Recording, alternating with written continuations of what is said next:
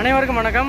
Petrol diesel விலை cylinder விலை உயர்வால் இனி போகிற போக்கில் வாழ்வாதாரம் மிக பாய்ச்சி 140 கோடி மக்களோட வாழ்வாதாரம் காணாமல் போகிற என்ற சூழ்நிலை தான் இருக்குது. அதை கண்டித்து மத்திய அரசு இதுக்காக பெட்ரோல் டீசல் பொருளாதார குழுவை மாற்றி ஒரு வாழ்வாதாரத்தை உறுதிப்படுத்தணும் அப்படிங்காக கண்டன ஆர்ப்பாட்டம் இன்றைக்கி ஈரோடு மே 5 அனைத்து வணிக ஸ்தாபனத்தில் ஈரோடு பெருந்துறை பேருந்து நிலைய பக்கத்தில் மாபெரும் கண்டன ஆர்ப்பாட்டம். இது இப்படியே சேர்ந்தால் நீ சோத்துக்கே வழியெல்லாம் போயிரு. ஏன்னா ரசாயன உரங்கள் அங்கே நீ கமோடிட்டி நிர்வாகிலேருந்து வரதே நீ கிடைக்காது. இப்போவே முதலே சொல்லியிருந்தாது ரசாயன உரங்கள் கிடைக்காது, இயற்கை விவசாயத்தை மாறியே ஆகணும் அப்படின்னு சொல்லிட்டு. ஆனால் யாருமே செவிசாய்க்கல.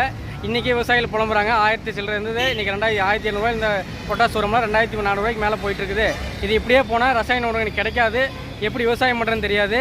எங்கேயோ நடுநண்டா இப்போ நாடு போகிறதுக்கு இங்கே வீட்டில் அடுப்பெரிய மாட்டேங்குது, இங்கே விவசாயம் பண்ண முடியல. இதுதான் ஒரு கொடுமையான நிலை.